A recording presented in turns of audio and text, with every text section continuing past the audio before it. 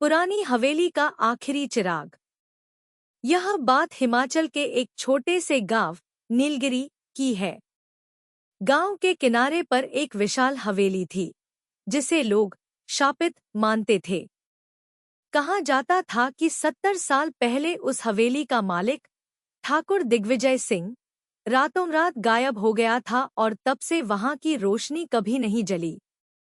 शहर से आए 3 दोस्त आर्यन, समीर और नेहा ने इस अंधविश्वास को चुनौती देने का फैसला किया।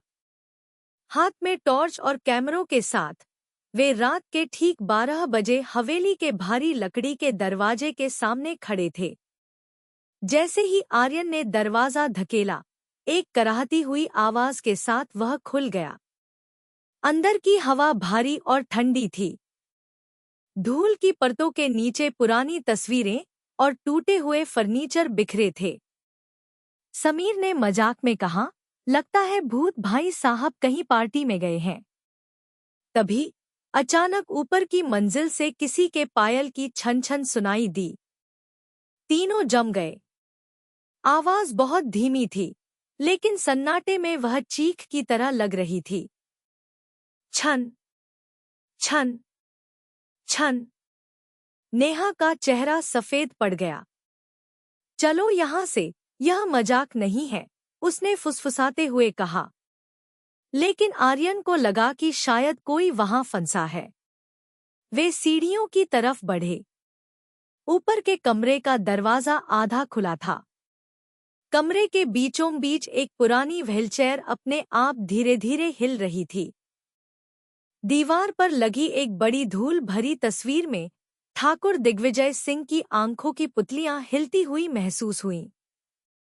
अचानक समीर चिल्लाया। उसकी टॉर्च की रोशनी फर्श पर पड़ी। वहां गीले पैरों के निशान बन रहे थे, जैसे कोई अदृश्य इंसान उनकी तरफ बढ़ रहा हो। वह निशान नेहा के पास जाकर रुक गए। तभी नेहा के कान के पास एक ठंडी, फटी हुई आवाज गूंजी, मेरा चिराग कहाँ है? भागो! तीनों ने अपनी जान बचाकर नीचे की ओर दौड़ लगाई। लेकिन सीढ़ियां खत्म ही नहीं हो रही थी। उन्हें ऐसा महसूस हुआ जैसे वे एक ही जगह पर गोल गोल घूम रहे हैं। पीछे मुड़कर देखा तो एक साया, जिसकी लंबाई छत को छू रही थी, उनकी तरफ हाथ बढ़ा रहा था। आर्यन ने हिम्मत जुटाई और अपनी जेब से माचिस निकालकर पास पड़ी एक पुरानी मेज के पर्दे में आग लगा दी। आग की रोशनी फैलते ही वह साया गायब हो गया और उन्हें बाहर का रास्ता दिखने लगा। वे जैसे ही हवेली के गेट से बाहर निकले, सुबह की पहली किरण फूटी। पीछे मुड़कर देखा तो हवेली पहले की तरह ही शांत और उजाड़ खड़ी थी, जैसे कुछ हुआ ही न हो।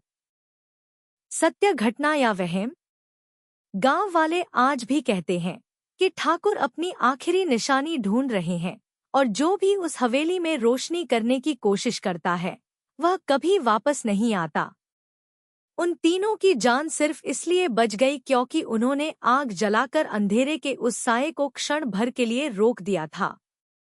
अगर आपको यह कहानी अच्छी लगी हो, तो प्लीज इस चैनल लाइक करें, सब्सक्राइब करें।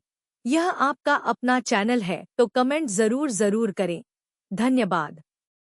क्या आप इस कहानी का दूसरा भाग सुनना चाहेंगे या किसी और विषय पर, जैसे सस्पेंस या थ्रिलर, कहानी सुनाऊं?